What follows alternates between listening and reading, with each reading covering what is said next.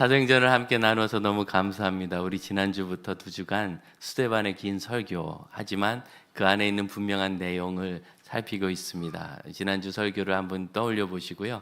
다 까먹어도 됩니다. 사실은 저도 주일날 설교하면 월요일날부터 아무 기억이 안 납니다. 왜냐면 그 다음 주에 설교할 거에서 또 푹 빠져 있기 때문에 다음 주 거는 얘기할 수 있는데 지난주 건 잘 얘기 못하는 것 같아요. 그게 중요한 게 아니라 그 순간 우리가 하나님 앞에서 어떤 마음을 먹었고 내가 이런 사람이구나 깨달은 것과 이것을 한번 해보리라 마음먹은 것, 이것이 있다면 하나님이 우리에게 주시는 은혜가 넘치는 것입니다. 스데반의 설교가 3명의 중요한 인물을 통하여 이스라엘 역사를 개관했다는 이야기를 했습니다. 목표가 있었기 때문이죠. 아브라함에게 하나님께서 언약을 주신 것과 그리고 요셉을 통하여 아브라함의 언약을 이루기 위해 애굽 땅에서 75명을 60만 명 이상으로, 여인들까지 온 가족으로 하면 200만 명 이상으로 크게 부흥케 하신 것과 그들을 다시 아브라함에게 언약하신 가나안 땅으로 데려오시려고 모세를 세워 사용하실 때 2가지를 모세를 통해 주셨다 그랬어요. 하나는 모세를 통하여 시내산 언약 율법을 주셨고 그 언약 가운데 모세에게 명령하사 성막을 주셨는데 이 성막이 성전의 원형이었다, 그런 말씀을 드렸습니다. 6장 11절을 한번 보시면 스데반을 공격한 사람들이 부당한 증인들을 매수했습니다. 그 내용은, 그 부당한 증언은 뭐였느냐면 이 사람이 모세와 하나님을 모독하는 말을 했다. 모독하는 말의 구체적인 내용이 13절입니다. 거짓 증거인들을 세우니, 같이 읽어볼까요? 이르되 이 사람이 이 거룩한 곳과 율법을 거슬러 말하기를 마지 아니하셨도다. 약간 피드백이 나요. 이 거룩한 곳과 율법을 거슬러 이야기했다. 그래서 거룩한 곳 성전 그리고 율법, 이 2개를 무시했다는 거죠. 부정했다는 것. 이 일에 대해서 스데반이 자신이 그렇지 않고 율법과 성전을 오히려 더 사랑하고 존중하며 그 의미가 예수 그리스도 안에 완성되었다는 것을 증거하는 것으로 스데반의 설교가 같습니다. 그래서 여기에 대한 2개의 대답인데, 지난주에 우리가 율법에 대한 이야기를 좀 했고요. 여러분, 중요한 것은 이겁니다. 율법과 성전은 둘 다 예수로 인하여 완성되었다. 그래서 율법과 성전을 그림자라 비유합니다. 그림자는 실체가 있잖아요. 그래서 그 율법과 성전이 그림자처럼 보여주었던 실체는 예수 그리스도다. 그래서 모세를 존중하면, 율법을 그가 진실로 존중한다면 예수 그리스도를 발견하게 될 것이요, 성전에서 예배를 진실로 드린다면 예수를 만날 것입니다. 그래서 누가복음에 성전에서 오랫동안 나이 들도록 생활하던 선지자 시몬과 안나가 아기 예수를 안았을 때 뭐라고 얘기해요? 내가 이제 주의 구원을 보나이다. 이분이 하나님의 구원을 전할 자이다. 이렇게 증거하잖아요. 왜? 그들이 성전을 진실로 사랑했기 때문에 예수 그리스도를 만난 것입니다. 또한 이 마지막 6장의 스데반의 설교, 7장의 스데반의 설교가 나오기 전에 6장에 초대교회 부흥을 일단락지으면서 많은 제사장들도 주님께 돌아왔다라고 언급했지요. 그것처럼 분명하게 율법과 성전을 사랑하면 하나님을 알게 되고 하나님의 뜻인 예수 그리스도를 만나게 되는 거죠. 우리가 읽은 성경 7장인데 44절부터 읽었는데 37절을 다시 한번 볼까요? 37절 같이 한번 읽어봅시다. 이스라엘 자손에 대하여 하나님이 너희 형제 가운데서 나와 같은 선지자를 세우리라 하던 자가 이 모세라. 이 나와 같은 선지자를 세우리라, 당신들이 그렇게 사랑하는 모세가 그렇게 이야기를 했어요. 모세가 그 이야기를 한 거예요. 그런데 왜 모세가 한 이야기를 믿지 않는가? 그들에게 하나님이 보내주신 선지자들을 모두 다 박해를 하고 그렇게 참 괴롭혔어요. 선지자들 중에 누구도 존중하지 않았어요. 이런 심각한 문제를 스데반이 지적하고, 그리고 이 선지자의 최종 완성이신 최종적 선지자이신 예수 그리스도께서 오셨을 때도 이스라엘은 예수 그리스도를 박해하고 밀어낸 것입니다. 모세를 따르지 않은 것처럼 예수를 따르지 않는다고 그렇게 말합니다. 그래서 38절 시내산에서 말하던 그 천사와 우리 조상들과 함께 광야 교회에 있었고 또 살아있는 말씀을 받아 우리에게 주던 이 사람. 율법은 결코 죽이는 것은 아니었어요. 살리는 것이었지만 결국은 그것이 사람을 살리는 일에는 부족했던 것이 율법의 부족함이 아니라 율법을 믿고 지키는 사람들의 부족함 때문입니다. 여러분, 여기다 줄을 한번 끼워놓고 로마서 10장을 한번 보시겠습니까? 우리가 로마서 10장을 통하여 이 일을 좀 보기를 원하는데 10장 3절입니다. 10장 3절 제가 읽어드릴게요. 하나님의 의를 모르고 자기의 의를 세우려고 힘써 하나님의 의에 복종하지 아니하셨느니라. 이게 참 내용이 좀 복잡한데 하나님의 의를 모르고 자기의 의를 세우려고 하다가 하나님의 의에도 실패했다. 이 이야기는 사실은 그 앞에 있는 9장 31절을 보면 좀 알 수 있습니다. 9장 31절 같이 한번 읽어보겠습니다. 시작. 의의 법을 따라간 이스라엘은 율법에 이르지 못하였. 율법은 생명의 말씀으로 우리에게 주셨지만 결국은 이 율법을 따라가더라도 그 율법의 완성에 그 율법을 다 만족시키는 일에 이르지 못했기 때문에 결국 10장 3절처럼 자기의 의를 세우려고 하나님의 의에 복종하지 않는 율법을 고집하다가 이제 진짜 하나님의 의를 주셨거든요. 4절입니다. 같이 읽어봅니다. 10장 4절 그리스도는 모든 믿는 자에게 의를 이루기 위하여 율법의 마침이 되시니라. 율법을 하나님이 완성을 성취를 시켜주신 거예요. 사람이 율법을 성취하지 못하니까 그리스도를 보내셔서 율법의 마침이신 그리스도를 보내셔서 이미 이제 완성이 우리에게 왔어요. 그럼 그 그리스도를 믿으면 되는데 3절에 있는 것처럼 계속해서 자기 의를 이루려고 하다가 하나님의 율법에 이르지 못한다. 이번에 총회를 지내면서 제가 많이 생각한 것은 두 가지입니다. 두 가지인데 그 중에 하나는 뭐냐면 우리가 하나님을 더 의지해야 된다. 믿습니까? 우리가 하나님을 더 의지해야 된다. 사실 제가 심부름을 하나 이번 총회에서 맡았어요. 교육개발원 이사에서 이제 임원 막내를 하다 보니까 위에 이사장님도 계시고 서기 목사님도 계신데 두 분 다 총회를 못 오셨어요. 안 오셨어요 이번에. 그래서 저만 남은 거예요. 그래서 이 새파란 그 총대로 하면 아주 젊은 대의원인 제가 그 앞에서 이사회에 관한 중요한 보고를 하고 이건 괜찮아요. 그냥 받으면 되니까. 근데 규칙 개정을 청원을 해야 되는데 그것은 이사 구성과 이사장 선출에 관한 그 중요한 총회 두 개의 규정을 바꾸는 건데 총회 안에 우리 산하 기관이 7, 8개가 있습니다. 그중에서 교육개발원만 다른 정관을 쓰게 해주세요라고 말하는 것은 굉장히 어려운 건데 총회장님도 동의하시고 거기 있는 목사님들도 동의하셨지만 여기에 대해서 왜 거기만 특혜냐라는 반대가 나올 수 있기 때문에 쉽진 않은 상황에서 제가 스트레스를 사실은 좀 많이 받았습니다. 그래서 하다가 막 급하게 내려가다 다리도 삐고 뭐 몸에 뭐도 막 나고 스트레스 받으니까 뭐 그런 문제가 있었어요. 결국 마지막 순간까지 너무 어려웠는데 마지막 수정된 규칙을 이렇게 딱 보고해드리고 그것을 허락하기로 이렇게 동의를 받아야 되는데 이걸 보고하는 분들이 그걸 통째로 누락을 하고 올라온 거예요. 무슨 의도가 있었던 것 같지는 않고 마지막에 그 회의를 한나절 빨리 마치고 싶어서 원래는 그 다음날 정오까지 해야 되는데 빨리 마치고 싶어서 서두르다 보니까 이 규칙을 심의하는 분들이 그 부분까지 미처 못하고 이거 나중에 하겠습니다 이렇게 한 거예요. 그래서 애매하게 끝나버려 가지고 저희는 아주 곤란한 상황에 처할 그런 위기였습니다.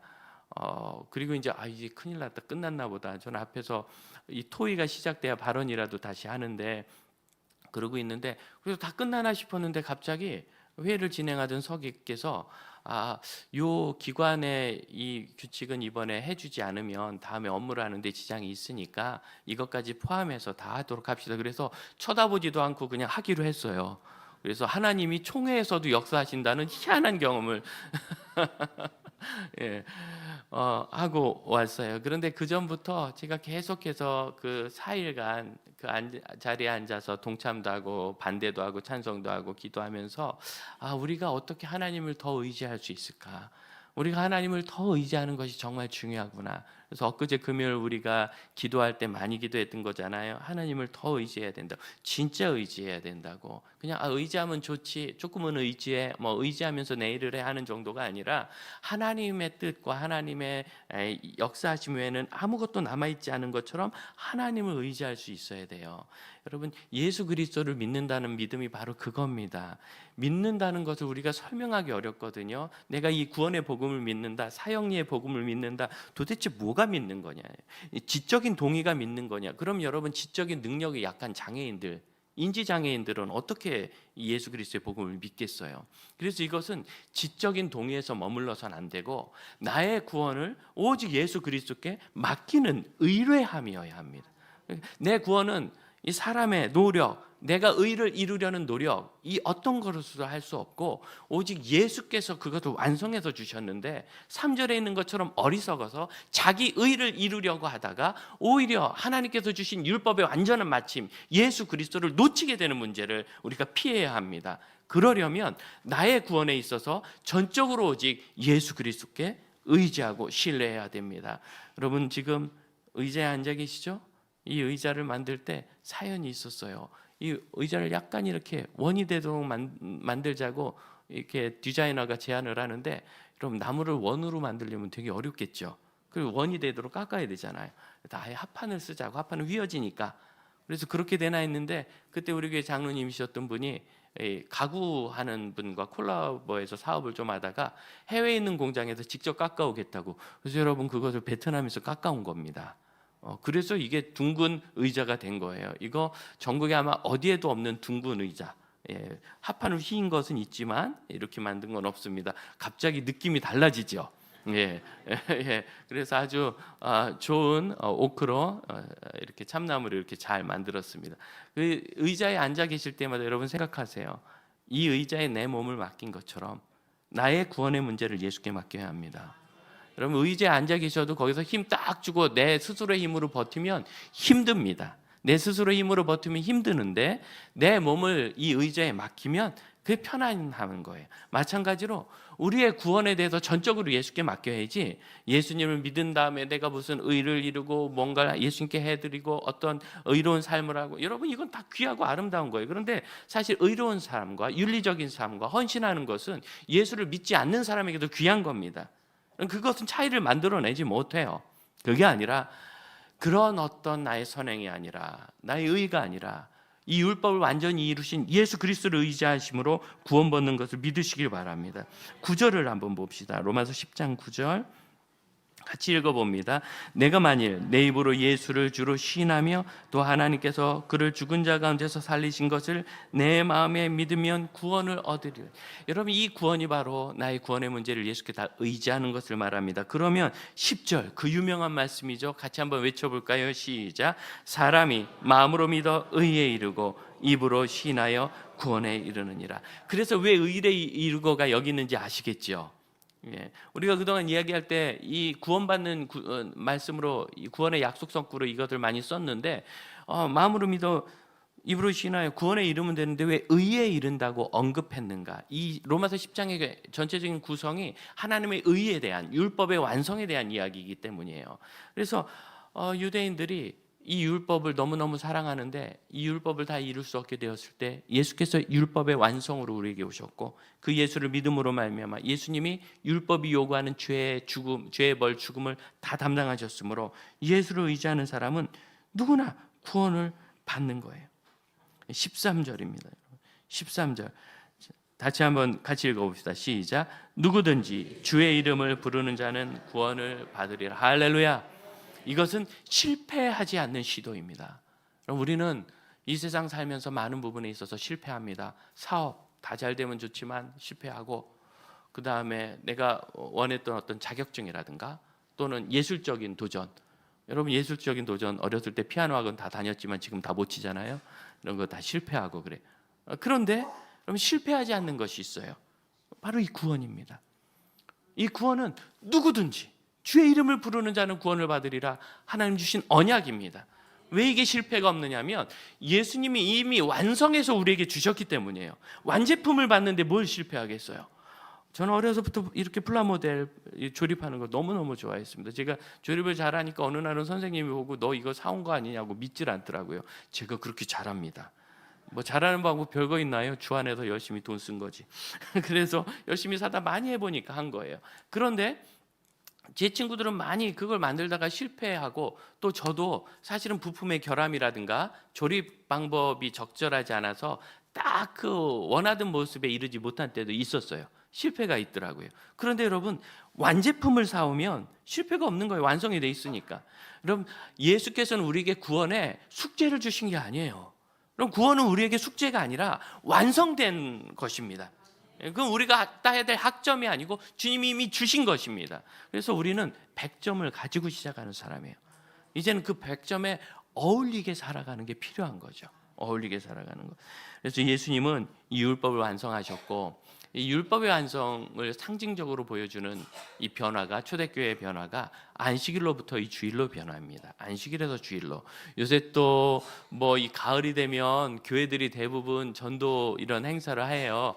그런데 교회만 하는 게 아니라 이단도 합니다. 이단도. 우리 물을 좀 한 잔 갖다 주시면 우리 권사님 많이 힘드시니까 이단도 이렇게 전도를 하느라고 요새 막 돌아다니면서 이렇게 패드를 가지고 와서 보여주면서 이 영상 좀 보라고. 그래서 요새 건 모르겠는데 옛날 거 보신 분이 저한테 얘기해 줘요. 저는 안 봤지만 뭐 있어요? 그랬더니 보다 말았는데 자기들이 무슨 상 받았다, 뭐 이렇게 좋은 일 한다, 그런 영상이라 그러더라고요. 뭐 요새 것도 바뀌었을 수도 있어요. 그렇게 해서 뭘 합니까? 자기들이 깨끗하고 괜찮다라는 그런 이야기를 하는 거죠. 그런데 여러분, 그러한 이단들 중에 뭔 소리를 하는 사람이 있느냐면 이런 말을 하신 분이 있다 그래요. 여러분, 안식일은 일요일이 아니라 토요일이에요. 그거 아세요? 왜 하나님이 안식일을 기억하여 거룩하게 지키라 했는데 왜 일요일날 모여요? 토요일날 모여야 되는데, 이런 얘기를 한다는 거예요. 그래서 그분이 이렇게, 원래 이단이나 사기꾼이 어떻게 속이느냐면 처음부터 끝까지 택도 없는 얘기를 속이는 것이 아니라 일부 맞는 얘기 한 다음에 틀리는 곳으로 이끌어가요. 신천지에 가신 분도 처음에 가면 아주 그럴듯하대요. 그것 가지고 저한테 틀렸냐 그러면은 뭐 틀린 부분을 분명히 찾아낼 수 있겠지만 전체적으로 맞는 얘기가 있어요. 그러니까 내가 보니까 맞네, 그래서 속는 거예요. 사람은 이게 맞나 보다, 그럼 그 다음부터는 다 받아들이거든요. 여러분, 안식이 토요일인 걸 맞습니다. 여러분은 안식일을 지키는 사람들이 아닙니다. 주일을 성수하는 사람입니다. 여러분, 안식일 성수란 말 들어보셨어요? 주일 성수하는 게 주일 성수. 초대교회 성도들은 처음에는 제1일과 제7일, 제7일 안식일과 안식 후 첫날 제1일, 안식 후 첫날이니까 7일 단위로 돌아가니까 1일이죠. 주일부터 토요일로 봤을 때 제7일은 안식일이요, 제1일은 주일인데, 그래서 두 날 다 모였어요. 주의 날. 그래서 사도행전 20장 7절을 보면 그 주간의 첫날에 우리가 떡을 떼러 모였다, 그 주간의 첫날에 모였다고 이야기를 해요. 이렇게 두 날을 모이다가 또 고린도전서 16장 2절 같은 경우는 매주 첫날에 너희 각 사람이 수입에 따라 헌금을 이렇게 딱 했다가 나중에 연보 안 해도 된다고 이렇게 이야기하고, 요한계시록 1장 10절, 이거 중요합니다. 요한이 뭐라고 하느냐면 주의 날에 내가 성령에 감동되어, 이렇게 내가 어떤 환상을 봤는데, 그래서 요한계시록 1장 10절에 사도 요한이 이 계시의 환상을 본 것이 주의 날인데, 그 날이 첫날이에요. 첫날, 주의 날. 이 주의 날의 주의라는 단어가, 큐리아코스라는 이 단어는 주님께 속한 그런 의미예요. 이 속했다는 게 내 거야, 내가 가졌어, 이런 의미가 아니라 어떤 긴밀한 연관성이 있어서 속한 거예요. 긴밀한 연관성이 있는 관계 속에서 주님께 속한 날이란 뜻입니다. 그래서 주일은 주님께 속한 날. 왜? 주님이 그날 부활하셨거든요. 그리고 또 사도 바울은 뭐라고 얘기하느냐면 너희는 새로운 피조물이라. 믿습니까? 첫날은 제7일의 구조 속에서 창조를 시작하신 첫날이에요. 그래서 우리가 구원받은 새로운 피조물로 새롭게 창조된 첫날, 재창조의 첫날이 주일입니다. 그래서 이 주일은 율법을 마치고 새로운 은혜와 복음의 시대가 시작된 첫날이요, 예수님의 죽음이 끝나고 무덤에서 안식일을 보내신 주님께서 부활하신 그날이요, 그래서 우리에게 생명을 주시고 새 생명을 주신 첫날이에요. 주일인 겁니다. 초대교회 성도들이 점차 율법의 속박으로부터 자유를 느끼기 시작하자 그들은 제7일에 모이는 일을 이제 그만두고, 한국교회 같은 경우에는 전통적으로 3일 예배 모였죠. 수요일. 그래서 3일 예배 모인 거예요. 그리고 7일이 아니라 첫째 날 예배. 그래서 첫째 날 주일날 모이고 월화수 그 지난 3일째 이렇게 모이고 만 3일 지내서, 그리고 다시 4일 지나서 주일날 모이고, 이런 모임이 있었고, 그러다 우리는 이제 금요일 날도 모이고 매일 새벽 모이고 이런 예배 열심히 하는 교회가 된 거 아닙니까? 이렇게 율법이 끝나고 은혜가 시작됐다는 것이 주일입니다. 그러므로 여러분, 주의 날 모이는 은혜의 성도라는 것을 두 번 우리는 꼭 기억해야 돼요. 율법이 아니다, 은혜다. 첫째, 의자에 앉으실 때마다 기억하십시오. 내 구원을 주님께 의지한다. 둘째, 주일에 예배 드릴 때마다 기억하십시오. 나는 부활하신 생명을 주신 주의 날에 모인다. 이렇게 주일에 율법의 완성에 대해서 스데반이 설교했고, 두 번째 설교한 주제는 성전에 대한 거죠. 46절을 한번 보시겠습니까? 사도행전 7장 46절.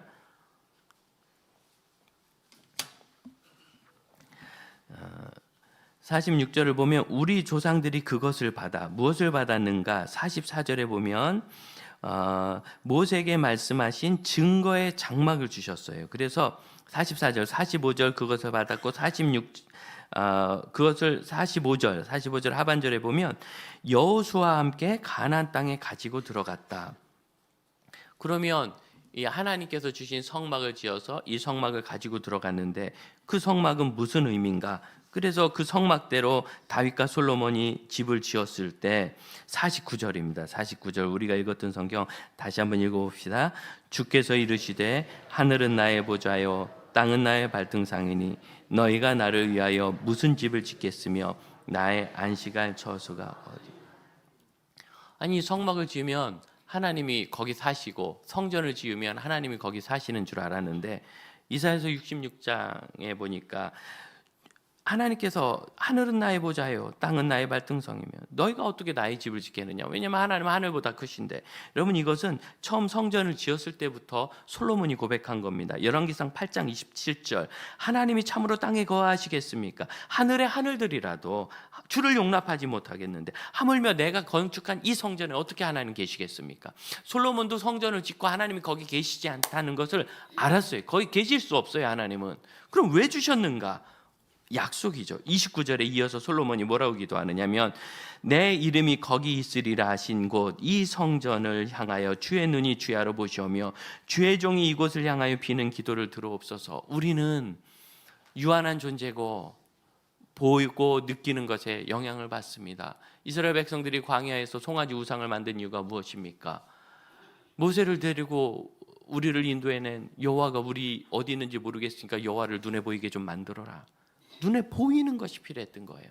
그래서 하나님께서 함께 하신다는 약속의 징표로 성막과 성전을 주셔서 그 성전에서 그들이 예배하게 된 것이며, 그래서 여러분 이 44절에 이 장막을 뭐라고 하느냐면 증거의 장막이라고 합니다. 보이십니까? 증거의 장막. 임재의 장막이 아니에요. 어떤 증거입니까? 하나님이 함께 하신다는 증거. 이 증거는 증명하다는 그런 단어거든요.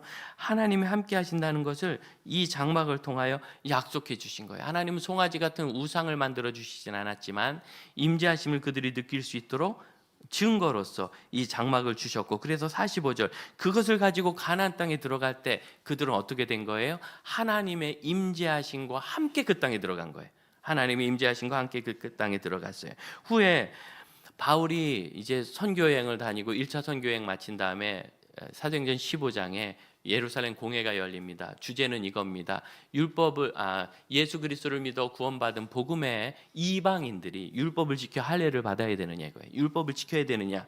그래서 거기에 대해서 막 논의가 많을 때 바울이 그들이 이렇게 전할 때 얼마나 하나님께서 크게 역사하셨는지, 하나님의 역사하심을 다 증거하고 성령이 임하신 것 증거하고 그들이 복음으로 구원받은 것을 다 증거했을 때, 그럼 하나님께서 이제 이방인에게도 믿음으로 구원을 주셨는데, 그때 예수님의 동생인 야고보, 주의 형제 야고보가 설교를 합니다. 사도행전 15장 16, 17절 이건 아모스 9장을 인용한 건데요. 이렇게 말해요.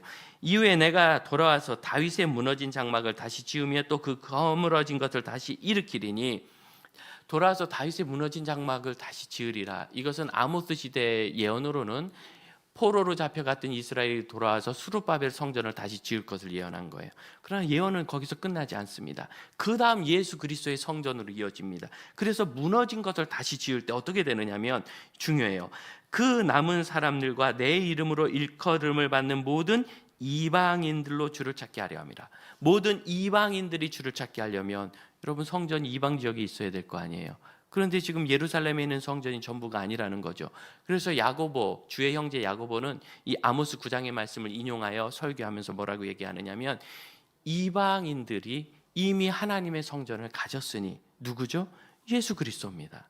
완성된 성전인 예수 그리스도를 가졌으니 이제는 그들이 이 예루살렘으로 예배드리러 올 필요도 없을 뿐더러 그들이 율법을 지켜 할례를 받을 필요도 없고 안식일을 지킬 필요도 이제 우리적으로 해석하면 당연히 없고 주의 날에 모여서 예배하는 것으로 그들의 신앙이 확실해지는 것이며, 이제 예수님은 그 몸으로 성전의 실체가 돼서 모든 이 우주적인 것들, 그것이 다 예수님이 임하시는 장소가 되는데, 여러분 사도행전 7장 50절을 보시겠어요? 나의 안식할 초소가 어디냐 말씀하신 하나님께서 이 모든 것이 다 내 손으로 지은 것 아니냐. 무슨 소리예요? 내 손으로 지은 그곳에 어디든지 우리 하나님께서 임하시며 함께 하시겠다. 그럼 성전의 임재가 이제는 예루살렘에 있는 성전 그 상징이 아니라, 그것은 그들에게 주신 상징이었고 증거였고 약속이었고 약속의 표징이었고, 이제는 실체대로 우주로 확장되는데, 중요한 말씀을 이제 우리가 이해할 수 있습니다. 7장 33절을 보십시오. 모세가 하나님을 만나던 시내산의 장면, 우리가 지난주에 이야기했듯이 스데반이 이 설교를 굉장히 압축해서 했잖아요. 그런데 모세가 하나님을 만난 장면 중에서 유독 이 구절을 집어넣어서 강조를 해요. 33절 읽어보겠습니다. 주께서 이르시되 내 발에 신을 벗으라. 내가 서 있는 곳은 거룩한 땅이니라. 이제 이 말씀의 완성된 의미를 드디어 우리가 알게 되었습니다. 지금 모세가 하나님을 만나는 곳은 시내산이고, 시내산은 가나안이 아니라 이방 땅, 미디안 광야에 솟아 있는 산입니다. 이방 땅인데 거룩한 곳이래요. 성전도 아닌데 거룩한 곳이래요. 언제? 모세가 하나님을 만난 그곳, 네 발에 신을 벗으라. 스데반이 여기서 이 33절을 굳이 인용한 것은, 모세에게 말씀하신 하나님의 말씀을 설교하면서 인용한 것은 이제 우리가 읽었던 대로 50절을 설명하기 위함이에요. 어디서든지 하나님이 창조하신 모든 것을 성전처럼 거기 임하시며, 그것은 참 성전 대신 예수 그리스도를 신뢰하는 모든 믿음의 사람들이 있는 것이며, 그래서 고린도후서 6장 16절에서 드디어는 이제는 그 성전이 너희라고 말합니다. 우리는 살아계신 하나님의 성전이라 믿습니까? 우리는 살아계신 하나님의 성전이라. 그런데 여러분, 이 성전이란 말씀이 어떤 배경에서 나오는 거냐면, 나 성전이래, 이제 예배당 안 가도 되나? 그런 배경이 아니라, 우리가 세상으로부터 구별되고 세상의 가치와 우상 숭배로부터 구별되었다는 그 배경에서 나오는 거예요. 그래서 고린도후서 6장 16절에 너희는 하나님의 성전이라 하신 말씀 이후에, 그러므로 너희는 그들의 중에서 나와서 따로 있고 부정한 것을 만지지 말라, 따로 있으라. 그리고 또한 하나님께서 너희를 영접하여 너희에게 아버지가 되고 너희는 내게 자녀가 되리라, 전능하신 주의 말씀이라, 이렇게 약속하고 있습니다. 여러분, 우리가 하나님의 성전이라는 건 중요한 게 뭐냐면, 이 세상의 가치관과 우상 숭배와 돈이 전부인 세상, 내가 잘 되는 게 전부인 세상에서 벗어나서 참된 하나님을 예배하는 하나님의 자녀의 본질로 살아가는 거예요. 구별되는 것. 그리고 이것은 결국 영원한 성전을 바라보게 합니다. 요한계시록 21장 22절, 요한이 하늘나라 천국의 환상을 보는데 그 성안 앞에서, 그 성에서 성전을 보지 못하였는데 주 하나님 곧 전능하신 이와 및 어린 양이 그 성전이심이라. 우리는 영원한 참된 성전 어린 양을 사랑할 수 있게 된 것입니다.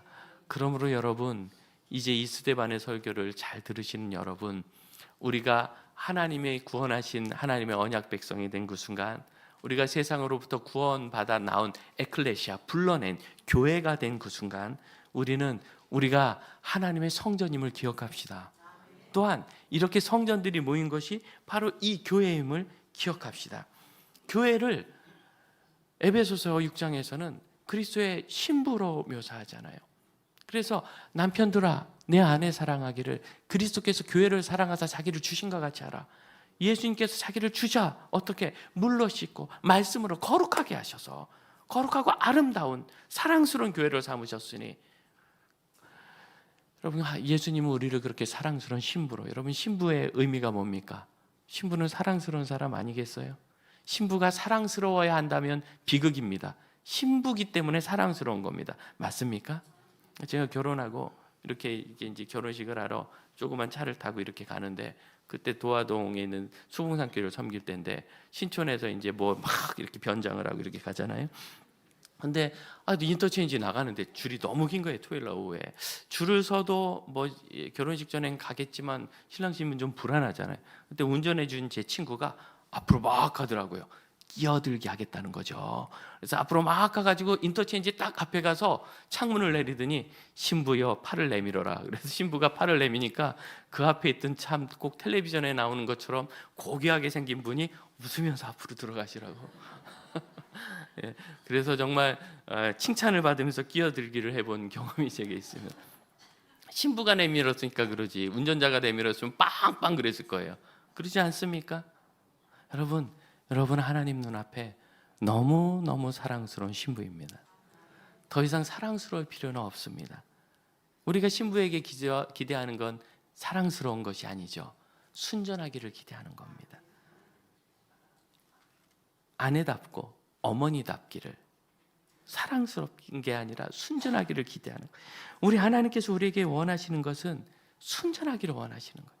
여러분 이미 충분히 사랑스러운 그리스도의 신부예요. 그러면서 우리 교회와 성도들의 관계를 봅니다. 그동안 한국교회 또 전 세계 모든 성도들이 교회를 내가 속해 있는 귀한 공동체로 봤어요. 그래서 이 교회가 그리스도의 순전한 신부처럼 서기를 많이 했었습니다. 근데 요즘 문화를 보면 점차 교회를 주체가 아닌, 나가 아닌 교회 그들 객체로 보는 경향이 있어요. 그래서 교회가 좀 이것 좀 잘하나? 교회가 이건 좀 제대로 하나? 교회가 이런 건 괜찮나? 교회가 저건 괜찮나? 내가 아닌 남의 얘기처럼, 그리고 나는 거기서 이렇게 슬슬 손님처럼 오는 것으로. 이거 착각입니다. 굉장한 오해입니다. 여러분 우리가 교회 중심으로 서야 합니다. 청년들이란, 특히 제가 20대 때 청년들이란 그때 교회가 막 부흥할 때니까 다음 세대가 귀한 줄을 몰랐어요.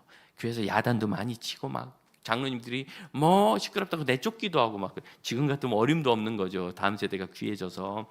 그땐 그런 때가 있었어요. 그래서 아이들이 상처도 많고 어른들에 대한 불만과 불편사항도 많아서 꿍하고 있을 때, 제가 20대 후반에 청년 대학부를 맡아가지고 아이들하고 얘기하는데 그 마음 풀어주는데 오래 걸리더라고요.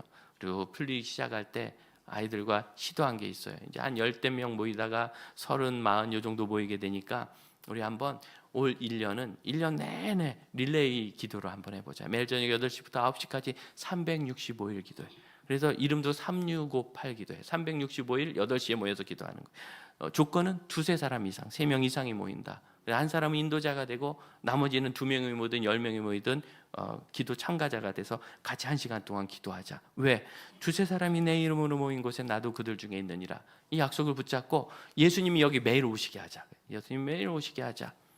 그래서 그렇게 기도를 하는데 이제 어려움은 이런 때 오는 거예요. 추석 때. 추석 때는 다들 그러시잖아요. 대학생들이니까 중간고사, 기말고사 때, 레포트 밀려 터질 때, 축제 때, 그리고 제일 어려울 때, 청년부가 3박 4일 수련회 가야 되는데 그럼 여기 누가 기도하냐? 그랬더니 이런저런 이유로 피치 못하게 수련회 못 간 친구들이 그날 거기를 지키겠다고 약속을 했어요. 그래서 2달치 달력을 계속 붙여놓고 자원해서 인도자, 내가 인도하겠습니다. 기도하고 적고 저는 기도하겠습니다. 이렇게 봐서 세 사람이 안 되는 자리 있으면 억지로라도 자기 이름을 채워 넣어가지고 그 일을 완성해 보려고. 그래서 정말 1년 지나서 365일을 기도했어요. 릴레이 기도회를 끝나고 마쳤을 때 우리에게 남은 것이 뭐냐면 공동체가 남더라고요. 우리가 함께 이 일을 이루었다. 여러분 교회, 예수님의 몸인 교회는 함께라는 이 중요한 부사로 이루어집니다. 함께 참여할 때 교회가 되고 거기에 참여한 내가 순전해지는 거예요. 제가 총회장에 가서 다른 거 못하고 그냥 기도했던 것처럼, 사랑했던 것처럼, 거기서 제가 발견한 건 이겁니다. 발견한 건 여기 오신 목사님, 장로님들이 정말 우리 총회를, 교단을 사랑하는구나. 사랑하는 방식이 약간 이상해서 그런데 사랑하긴 되게 사랑하는구나. 그래서 사랑스러운 모든 결의는 다 통과가 되더라고요.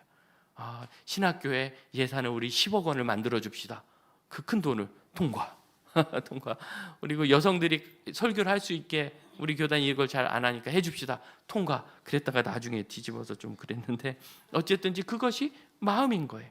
잘 하고 싶어한. 사랑하는 형제자매 여러분, 이제 우리가 명절이 돼서 흩어진 교회가 되지 않아요? 그 곳곳에서 우리가 주방에 서 있든 마당에 서 있든 방 안에 있든 차 안에 있든 여러분 좋은 교회라는 걸 기억하십시오. 주님이 거기 함께 계십니다.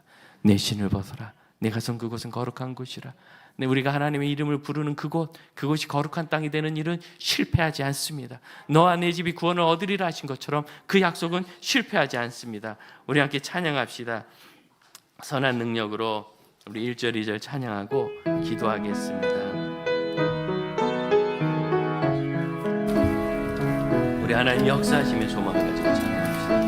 그 선한 힘에 고요히 감사합니다. 그 선한 힘에 고요히 감사하여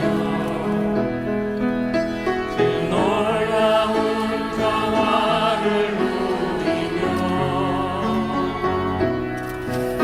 나 그대들과 함께 걸어가네. 그대들과 새하늘을 지나간 허물 어둠의 날들이 지나간 허물 어둠의 날들이 무겁게 내 영혼 짓눌러도 주여 우리 외면치 마시고 약속의 구원을 이루소서. 주님의 교회입니다. 그 선한 힘이 우리 감싸시니 믿음으로 일어날 일 기대하네. 주 언제나 우리와 함께 계시며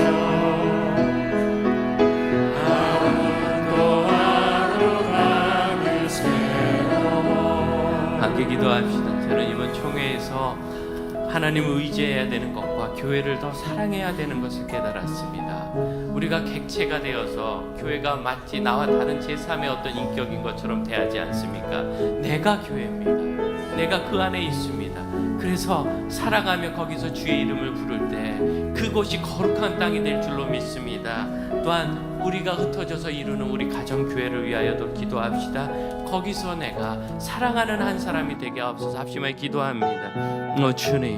주님께서 주신 이 교회와 하나님 나라의 영광을 위하여 주께 영광 올려드립니다. 저에게 참 믿음의 헌신과 사랑이 있기를 원합니다. 주님께서 교회를 사랑하신 것처럼 그를 신부로 받아주신 것처럼 사랑스러운 주체가 되어 교회 공동체 그 안에 한 사람이 되게 하시며 주님께서 우리에게 주신 그 믿음의 가정을 예수님의 몸처럼 사랑하고 섬기게 하옵소서. 주님이 거기 계실 때는 저희가 거기 있으며 거기서 주의 이름을 불러 그곳을 거룩한 땅으로 불러드리게 하옵소서. 주께서 우리에게 부르신 모든 곳이 하나님 은혜의 땅이 되기를 원합니다. 이 땅의 모든 선교사님들이 거기서 버티고 서서 주의 이름을 부르며 예배하는 곳과 지하에 있는 고통당하는 교회들이 기도하는 그곳에서 주님 함께 하시며 그것을 거룩한 땅으로 불러주심을 믿습니다. 언제든지 주님께서 하시는 그 위대한 일을 저희가 바라봅니다. 우리 자리에서 일어나 3절 함께 찬양합시다. 주께서 밝히신 작은 불꽃이 주께서 밝히신 작은 불꽃이 어둠을 헤치고 타오르네. 그 빛에 하나 되게 하여 주사 온 세상을 비추게 하소서. 그 선한 힘이 우릴 감싸시